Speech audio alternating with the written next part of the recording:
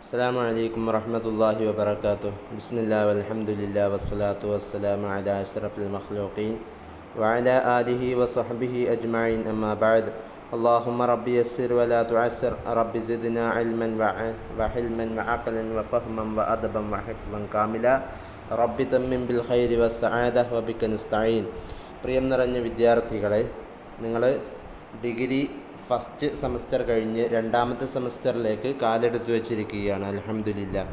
ഈ ഒരു സന്ദർഭത്തിൽ പഠിക്കാൻ ഒന്നുകൂടെ താല്പര്യത്തോടുകൂടെ മുന്നോട്ട് വരികയും നമ്മൾ ഏൽപ്പിക്കുന്ന വർക്കുകളൊക്കെ സമയാസമയം ചെയ്ത് തീർക്കണമെന്നുകൂടെ അവസരോചിതമായി ഞാൻ നിങ്ങളെ ഉണർത്തുകയാണ്.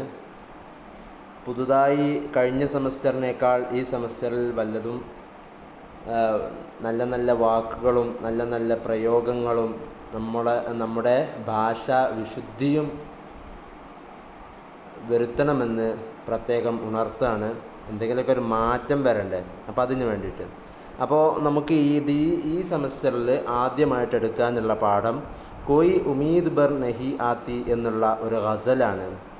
മഹാനായ മീർസ ഗാലിബ് രചിച്ച ഗസലാണിത്. ആദ്യം നമുക്ക് കവിതയെയും കവിയെയും കുറിച്ച് പരിചയപ്പെടാം. गज़ल के लुग़वी माना औरतों से बातें करने या औरतों की बातें करने के ही. ഗസൽ എന്നതിൻ്റെ ഭാഷാർത്ഥം സ്ത്രീകളെക്കുറിച്ച് സംസാരിക്കുക അല്ലെങ്കിൽ സ്ത്രീകളോട് സംസാരിക്കുക എന്നാണ്, കിന്നാരം പറച്ചിലൊക്കെ. चूँकि गज़ल में रिवायती तौर पर वारदात इश्क़ की मुख्तलिफ़ कैफियत का बयान होता है, इसलिए इस सिन्फ़ शेर का ये नाम पड़ा. ഗസൽ എന്നതിൽ ക്ലാസിക്കലി, അത് ട്രഡീഷണലി, പാരമ്പര്യമായിട്ട് അത് ഇഷ്കിയായ സംഭവങ്ങൾ, പ്രേമ കഥകളൊക്കെ അല്ലെങ്കിൽ പ്രേമത്തിലുണ്ടാകുന്ന, അനുരാഗത്തിലുണ്ടാകുന്ന വ്യത്യസ്തങ്ങളായ അവസ്ഥകളൊക്കെ വ്യത്യസ്ത രൂപങ്ങളിൽ അവതരിപ്പിക്കുക എന്നുള്ളൊരു പാരമ്പര്യ ശൈലിയുണ്ട്. ഇതുകൊണ്ടാണ് ഈ ഒരു കവിതാ രൂപത്തിന് ഈ നാമം വീണത്. गज़ल इस चीख को भी कहा जाता है जो शिकार होते हुए हिरन के मुँह से निकलती है. വേട്ടയാടപ്പെടുന്ന സമയത്ത് മാൻ ശബ്ദിക്കുന്ന ആ അലറലിനും ഗസൽ എന്ന വാക്ക് ഉപയോഗിക്കാറുണ്ട്. എന്നാൽ ഇസ്തിലാഹ് ഷാഇരി മേ ഗസൽ സെ മുറാദ് വോ സിൻഫെ നസ്ം ഹെ. എന്നാൽ ഇസ്തിലാഹിൽ, കവിതയുടെ ഇസ്തിലാഹിൽ എന്താണ് ഗസൽ എന്നതിൻ്റെ അർത്ഥമെന്ന് നോക്കാം. അത് ഒരു കവിതയാണ് ജിസ്ക ഹറേക് ഷേർ അലഗ് ഓർ മുക്കമ്മൽ മസ്മൂൻ കാ ഹാമിൽ ഹോ. അതിലെ ഓരോ വരികളും വ്യത്യസ്തങ്ങളാണ്. അതിൻ്റെ അർത്ഥങ്ങൾ നോക്കുമ്പോൾ, അതിലെ വിഷയങ്ങൾ നോക്കുമ്പോൾ പരിപൂർണവുമാണ്. ഓർ ഇസ്മേ ഇഷ്ഖോ ആഷിഖി കി ബാത്തേ ബയാൻ ഹുയി ഹോ. അതിൽ അനുരാഗത്തിൻ്റെയും അനുരാഗിയുടെയും സംസാരങ്ങൾ, അതിനെക്കുറിച്ചുള്ള വർത്താനങ്ങൾ അതിൽ പരാമർശിതമായിരിക്കും. ഖാ ഹോ ഇഷ്ക ഹഖീഖി ഹോ യാ ഇഷ്ക മജാസി. ഹഖീഖിയായ യഥാർത്ഥ ഇഷ്കാവട്ടെ, തൻ്റെ യഥാർത്ഥ പ്രേമഭാജനത്തെക്കുറിച്ചുള്ള സംസാരമാവട്ടെ, അല്ലെങ്കിൽ ഒരു സാങ്കല്പിക പ്രേമമാവട്ടെ. ताहम आज कल की गज़ल में इश्क़ व आशिक़ी के अलावा मौज़ूआत पर इज़हार ख़याल को रवा जाने लगा है. ഇന്നത്തെ ഗസലുകളിൽ സ്നേഹത്തിൻ്റെ സംസാരങ്ങൾ, അതുമായി ബന്ധപ്പെട്ട കവിതകൾ എന്നതിലുപരി ചിന്തകൾ പങ്കുവെക്കലും മറ്റു പല വിഷയങ്ങളിലും തൻ്റെ ചിന്തകൾ പങ്കുവെക്കുന്ന ഒരു സമ്പ്രദായം, ഒരു ഏർപ്പാട് ഇപ്പോൾ തുടങ്ങിയിട്ടുണ്ട്. ഗസൽ കാ ആഗാസ് ഫാരിസി जुबान से हुआ. ഗസൽ എന്നതിൻ്റെ തുടക്കം ഫാരിസി ഭാഷയിൽ നിന്നാണ്. മഗർ ഉസ്കാ സിറാഗ് അറബി തക് ഭി ലഗായാ ജാ സക്താ ഹെ. പക്ഷേ എന്നാലും ഇതിൻ്റെ തുടക്കം, ഇതിൻ്റെ പ്രാരംഭം അറബിയിൽ നിന്നാണ്. അറബിയോടും നമുക്ക് അതിൻ്റെ ആരംഭത്തെ ചേർക്കാവുന്നതാണ്. എന്തുകൊണ്ട്? ക്യൂങ്കെ അറബി സിൻഫെ ഖസീദാമേ തഷ്ബീബ് നാമി ഹിസ്സെ ഹി ഗസൽ की ഇബ്തിദാ हुई. കാരണം ഖസീദയുടെ തുടക്കമായിട്ട് തഷ്ബീബ് എന്നൊരു ഭാഗമുണ്ടാകും. ഒരു കാമുകിയെ അതിൽ വർണ്ണിക്കുക എന്നതായിരിക്കും അതിൻ്റെ പ്രധാന ലക്ഷ്യം. അപ്പോൾ തഷ്ബീബിൽ നിന്നാണ് പിന്നീട് ആ തഷ്ബീബ് മറ്റൊരു സ്വതന്ത്രമായ രൂപത്തിലേക്ക് വന്നു. അതാണ് പിന്നീട് ഗസലായി തീർന്നത് എന്നാണ് മറ്റൊരു സംസാരം. നമ്മുടെ കവിയെക്കുറിച്ച് സംസാരിക്കുകയാണെങ്കിൽ മിർസ ഗാലിബ് ഖാൻ നാം അസദുല്ല ബീഗ് ഖാൻ ഥ. കവി മിർസ ഗാലിബ്, അദ്ദേഹത്തിൻ്റെ യഥാർത്ഥ നാമം അസദുല്ല ബീഗ് ഖാൻ എന്നായിരുന്നു. അദ്ദേഹത്തിൻ്റെ ഉപ്പയുടെ പേര് അബ്ദുള്ള ബീഗ്. അദ്ദേഹം 1797 ആഗ്രയിലാണ് ജന്മം കൊള്ളുന്നത്. 1797. തൻ്റെ ചെറുപ്പത്തിലെ യതീമായി വളർന്നതാണ്. അദ്ദേഹത്തിൻ്റെ പരിപാലനം ഏറ്റെടുത്തത് തൻ്റെ എളാപ്പയായിരുന്ന മിർസ നസറുല്ല ബീഗ് എന്നിവരായിരുന്നു. പക്ഷേ അദ്ദേഹവും തൻ്റെ 8ാം വയസ്സിൽ മരണപ്പെടുകയും ചെയ്തു. नवाब अहमद बख्श खान ने मिर्ज़ा के ख़ानदान का अंग्रेज़ों से वजीफ़ा मुकर्रर करा दिया. നവാബ് അഹമ്മദ് ഖാൻ ബക്ഷ് എന്നവർ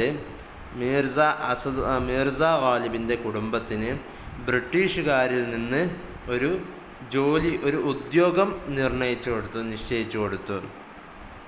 അഥവാ ബ്രിട്ടീഷുകാരിൽ നിന്നുള്ളൊരു ഉദ്യോഗം അവർക്ക് വാങ്ങിക്കൊടുത്തു. 1810 में 13 साल की उम्र में उनकी शादी नवाब अहमद बख्श के छोटे भाई मिर्ज़ा इलाही बख्श खान मारूफ की बेटी इम्रा बेगम से हुई. 1810 തൻ്റെ 13ാം വയസ്സിൽ ഈ നവാബ് അഹമ്മദ് ബക്ഷ് എന്നവരുടെ ചെറിയ സഹോദരൻ മിർസ ഇലാഹി ബക്ഷ് എന്നവരുടെ മകൾ ഇമ്ര ബീഗം എന്നവരുമായി വിവാഹിതനാവുകയും ചെയ്തു. തൻ്റെ കല്യാണത്തിന് ശേഷം അപ്നെ ആബായി വതൻ കോ ഖൈർബാദ് കെഹ്കർ, തൻ്റെ പിതാക്കളുടെ നാടിനോട് സലാം പറഞ്ഞിട്ട് അതിനോട് വിട പറഞ്ഞിട്ട് മുസ്തഖിൽ സുകൂനത്ത് ഇഖ്തിയാർ കർലെ, സ്വതന്ത്രമായി താമസിക്കാൻ അദ്ദേഹം തയ്യാറാവുകയും ചെയ്തു. ഷാദി കെ ബാദ് മിർസ കെ ഇഖ്റാജാത്ത് ബഡ് ഗയെ ഓർ മക്റൂസ് ഹോ ഗയെ. കല്യാണത്തിന് ശേഷം മിർസയുടെ ചെലവുകൾ വർദ്ധിക്കുകയും വല്ലാത്ത കടക്കാരനാവുകയും ചെയ്തു. इस दौरान में उन्हें माली मुश्किलात का सामना करना पड़ा और क़र्ज़ का बोझ मज़ीद बढ़ने लगा. സാമ്പത്തിക പ്രയാസങ്ങൾ അദ്ദേഹത്തിന് നേരിടേണ്ടി വന്നു. അങ്ങനെ വല്ലാത്ത കടബാധ്യതയും അദ്ദേഹത്തിന് വർദ്ധിച്ചു വരാൻ തുടങ്ങി. അങ്ങനെ അവസാനം മാലി പരേഷാനിയോ സെ മജ്ബൂർ ഹോക്കർ ഗാലിബിനെ ഖിലാക്കി മുലാസമത്ത് ഇഖ്തിയാർ കർലി. അങ്ങനെ സാമ്പത്തിക പ്രയാസങ്ങളിൽ അദ്ദേഹം നിർബന്ധിതനായിട്ട് ഗാലിബ് കൊട്ടാരത്തിലെ സേവകൻ എന്ന രീതിയിലുള്ള ജോലി തിരഞ്ഞെടുക്കുകയും ചെയ്തു. 1825 में बहादुर शाह जफ़र ने मिर्ज़ा गालिब को नजमुद्दौला दबीरुल मुल्क निज़ाम जंग का खिताब अता फरमाया. 1850 बहादुर शाह जफ़र മിർസ ഗാലിബിന് നജമുദ്ദൗല ദബീറുൽ മലിക് നിസാമെ ജംഗ് എന്നുള്ള അഭിസംബോധന നൽകുകയും ചെയ്തു. ഖാൻദാൻ തൈമൂരിക്ക് താരീഖ് ലിഖ്നെ പർ മഅമൂർ കർ ദിയ. അങ്ങനെ തൈമൂറിൻ്റെ കുടുംബത്തിനെ കുറിച്ചൊരു ചരിത്ര പുസ്തകം എഴുതാൻ അദ്ദേഹത്തോട് നിർദ്ദേശിക്കുകയും 50 रुपये മാഹുവർ മിർസ ക വസീഫ മുഖറർ ഹുവ. അങ്ങനെ 50 രൂപ മാസ സാലറി ആയിട്ട് അദ്ദേഹത്തിന് നിശ്ചയിച്ചു കൊടുക്കുകയും ചെയ്തു. ഗദർ के बाद मिर्ज़ा की सरकारी पेंशन भी बंद हो गई. ഗദറിന് ശേഷം മിർസയുടെ സർക്കാർ ജോലിയും നിശ്ചലമായിപ്പോയി.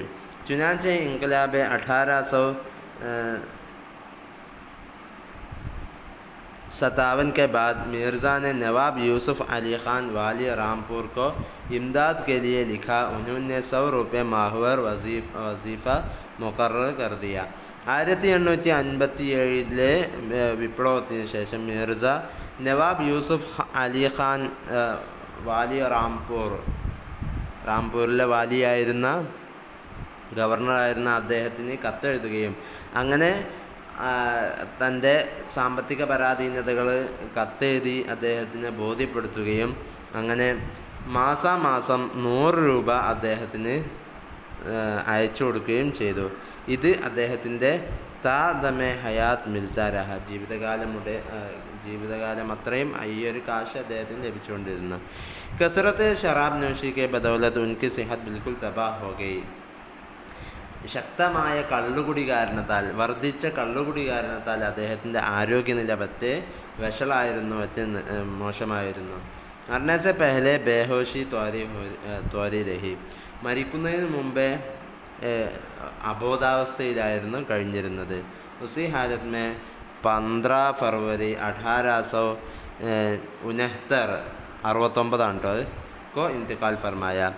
ഫെബ്രുവരി 15 1869 അദ്ദേഹം മരണമടയുകയും ചെയ്തു. ഇനി നമുക്ക് കുറച്ചൊന്ന് കവിതയിലേക്ക് കടക്കാം. കോയി ഉമീദ് ബർ നഹി ആത്തി, പറഞ്ഞതുപോലെ കവിതയുടെ ഓരോ വരികൾക്കും വ്യത്യസ്തങ്ങളായ അർത്ഥങ്ങളാണ് ഉണ്ടാവുക. നമുക്ക് കാണാൻ കഴിയാത്ത അർത്ഥങ്ങൾ നിങ്ങൾക്ക് കാണാൻ കഴിയും. നിങ്ങളുടെ ഷറഹുകളിൽ അത്തരത്തിലുള്ള അർത്ഥങ്ങൾ നിങ്ങൾ കണ്ടെത്തുന്ന ഇതിൻ്റെ പ്രവിശാലമായ ലോകത്തിലേക്ക് നിങ്ങൾ ആലോചിച്ച് വിശാലമായ അർത്ഥങ്ങൾ നിങ്ങൾ കണ്ടെത്തേണ്ടതാണ്. അപ്പോൾ നമുക്ക് കവിതയിലേക്ക് കടക്കാം. കോയി ഉമീദ് ബർ നഹി ആത്തി, ഒരു പ്രതീക്ഷ നൽകുന്നവനും കടന്നു വരുന്നില്ലല്ലോ. കോയി സൂറത്ത് നസർ നഹി ആത്തി, പ്രതീക്ഷ നൽകുന്ന ഒരു കോലവും ഞാൻ കാണുന്നില്ലല്ലോ. എന്നെ ഒരു രക്ഷകൻ എന്ന രൂപത്തിൽ ഒരു പ്രതീക്ഷ നൽകുന്നതായ ഒരു ചിത്രവും ഒരു കോലവും എനിക്ക് കാണാൻ സാധിക്കുന്നില്ലല്ലോ. കോയി നസർ നഹി ആത്തി, ഒന്നും കാണുന്നില്ലല്ലോ.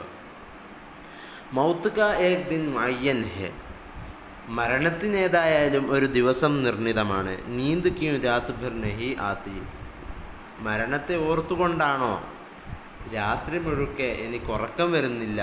അങ്ങനെ പേടിക്കേണ്ടതുണ്ടോ മരണത്തിന്? ഏതായാലും മരണത്തിനൊരു ദിവസം നിർണിതമാണല്ലോ. ആകെ ആതീഥി ഹാല ദിൽ പെ ഹസി, ആകെ ഹാല ദിൽ പെ ഹസി ആതീഥി, മുമ്പ് എൻ്റെ മനസ്സിൻ്റെ ഓരോ അവസ്ഥകളിലും എനിക്ക് ചിരി വരുമായിരുന്നു.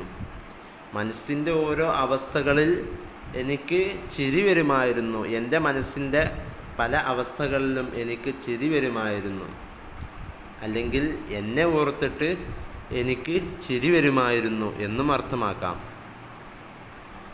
അബ് കിസി ബാത്ത് പർ നഹി ആത്തി, പക്ഷേ ഇപ്പോൾ ഒന്നും ആലോചിച്ചിട്ടും എനിക്ക് ചിരി വരുന്നില്ലല്ലോ, എനിക്ക് ചിരിക്കാൻ സാധിക്കുന്നില്ലല്ലോ. ഒന്നും ഒരു രസം ദുന്യാവിൽ ഈ ലോകത്ത് നിന്ന് എനിക്ക് സന്തോഷമെന്നുള്ളത് മാഞ്ഞു പോയിട്ടുണ്ട്, നഷ്ടപ്പെട്ടു പോയിട്ടുണ്ട്. ജാനിതാഹു സവാബ ത്വാഅത്തോ സുഹദ്, അള്ളാഹുവിനെ വഴിപ്പെടുന്നതിനും പരിത്യാഗിയാകുന്നതിനും പരിത്യാഗത്തിൻ്റെയും അതിൻ്റെ കൂലി എത്രമാത്രമുണ്ട് എന്നെനിക്ക് കൃത്യമായിട്ടറിയാം. പർ തൊബിയത്ത് ഇധർ നഹി ആത്തി, പക്ഷേ പറഞ്ഞിട്ടെന്ത്, തൊബിയത്ത് ഇധർ നഹി ആത്തി, എൻ്റെ ആ നേച്ചർ അതിനോട് വഴങ്ങുന്നില്ല, അതിലേക്ക് വരുന്നില്ലല്ലോ. അള്ളാഹുവിനെ ത്വാഅത്ത് ചെയ്യാനോ പരിത്യാഗിയാകുവാനോ ഒരു അനുസരണയുള്ളവനാകാനോ എൻ്റെ മനസ്സ് എന്നെ അനുവദിക്കുന്നില്ല, എൻ്റെ ശരീരം എന്നെ അനുവദിക്കുന്നില്ല, എൻ്റെ നേച്ചർ അതിന് വഴങ്ങുന്നില്ല. ഹേ കുച്ച് ഐസി ഹി ബാത്ത് ജോ ചുപ്പ് ഹൂം, ഞാൻ നിശബ്ദനായിരിക്കുന്ന, ഞാൻ മിണ്ടാതെ നിൽക്കുന്ന വല്ല കാര്യങ്ങളുമുണ്ടോ? ഞാൻ സംസാരിക്കാത്ത, ഞാൻ ഇതുവരെ പറയാത്ത, ഞാൻ നിശബ്ദനായി നിൽക്കുന്ന വല്ല കാര്യങ്ങളും വല്ല വർത്താനങ്ങളും ഇവിടെയുണ്ടോ? വർണ്ണ ക്യാ ബാത്ത് കർ നഹി ആത്തി, അല്ലെങ്കിൽ അങ്ങനെ ഞാൻ ഇവിടെ പറയാൻ കുറേ മറച്ചു വെച്ച കുറേ ഉണ്ടല്ലോ. അല്ലാതെ വർണ്ണ അങ്ങനെയായിരുന്നില്ലെങ്കിൽ ക്യാ ബാത്ത് കർ നഹി ആത്തി, എന്താ എനിക്ക് സംസാരിക്കാൻ സാധിക്കില്ലേ? ഞാനെന്താ കുറേ കാര്യങ്ങൾ ദുന്യാവിനോട് മറച്ചു വെച്ചിരിക്കുന്നത് എന്താണ്? എന്താ എനിക്ക് സംസാരിക്കാൻ കഴിയാത്തത് കൊണ്ടാണോ? പറഞ്ഞാൽ ക്യാ ബാത്ത് കർ നഹി ആത്തി, എനിക്കെന്താ സംസാരിക്കാനാവില്ലേ? അതുകൊണ്ടാണോ? ഹേ കുച്ച് ഐസി ഹി ബാത്ത് ജോ ചുപ്പ് ഹൂം, ഞാനിങ്ങനെ മറച്ചു വെച്ചിട്ടുണ്ടല്ലോ, കുറേ കാര്യങ്ങൾ മറച്ചു വെച്ചിട്ടുണ്ടല്ലോ. വർണ്ണ ആ മറച്ചു വെച്ചിട്ടുണ്ട്. അങ്ങനെ മറച്ചു വെച്ചിട്ടില്ലായിരുന്നെങ്കിൽ ക്യാ ബാത്ത് കർ നഹി ആത്തി, എനിക്കെന്താ സംസാരിക്കാൻ സാധിക്കില്ലേ? എനിക്ക് സംസാരിക്കാൻ സാധിക്കുമല്ലോ. എന്നിട്ടും ഞാൻ കുറേ കാര്യങ്ങൾ, എൻ്റെ മനസ്സിൻ്റെ നൊമ്പരങ്ങൾ ഞാൻ മറച്ചു വെച്ചതാണോ? മനസ്സിൻ്റെ നൊമ്പരങ്ങൾ അടക്കിപ്പിടിച്ച് മറ്റുള്ളവരോട് പറയാതെ ഞാൻ നിശബ്ദനായിരിക്കുകയാണോ? ലോകത്തോട് ഞാൻ ഇതുവരെ സംസാരിക്കുന്നില്ലേ? ക്യൂ ന ചീഹോ കെ യാദ് കർത്തേ ഹെ മേരി ആവാസ് ഗർ നഹി ആത്തി. ക്യൂ ന ചീഹോ, എന്തിന് ഞാൻ ഉറക്കെ അലറുന്നില്ല? എന്തുകൊണ്ട് ഞാൻ മനസ്സിൽ ധാരാളം വെമ്പലുകൾ, ധാരാളം വേദനകൾ എന്നിങ്ങനെ അലട്ടിക്കൊണ്ടിരിക്കുന്നുണ്ട്, എന്നിട്ടും എന്തുകൊണ്ട് ഞാനിങ്ങനെ അലറി കരയുന്നില്ല? കെ യാദ് കർത്തേ ഹെ,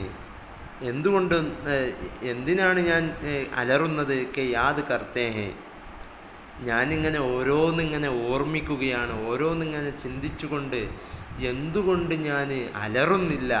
മേരി ആവാസ് ഗർ നഹി ആത്തി, ഞാൻ എന്തിന് അലറാതിരിക്കണം? ഞാനിങ്ങനെ എൻ്റെ നൊമ്പരങ്ങൾ ആലോചിച്ചുകൊണ്ട്, എൻ്റെ വേദനകൾ ചിന്തിച്ചുകൊണ്ട്, ക്യൂ ന ചീഹോ, എന്തിന് ഞാൻ അലറാതിരിക്കണം? പക്ഷേ മേരി ആവാസ് ഗർ നഹി ആത്തി, ഗർ എന്നിരുന്നാലും മേരി ആവാസ് നഹി ആത്തി, ഞാനിങ്ങനെ അലറാൻ ഉദ്ദേശിക്കുമ്പോൾ നന്നായിട്ട് ഒച്ചുണ്ടാക്കണം, എൻ്റെ വേദനകളെ എല്ലാം ലോകത്തിനോട് വിളിച്ചു പറയണമെന്ന് കരുതുമ്പോൾ ഗർ ആവാസ് നഹി ആത്തി, വിളിച്ചു പറയാൻ എനിക്ക് ശബ്ദം പോലും വരുന്നില്ലല്ലോ. ഇനി ബാക്കി കുറച്ചുകൂടെ ഉണ്ട്, എല്ലാം കൂടെ ഒന്നിച്ചെടുക്കണില്ല, ബാക്കി പിന്നീടാവാം. വാഖിർ ദഅവാനാ അൽഹംദുലില്ലാഹി റബ്ബിൽ ആലമീൻ. വസ്സലാമു അലൈക്കും വറഹ്മത്തുള്ളാഹി വബറകാതുഹു.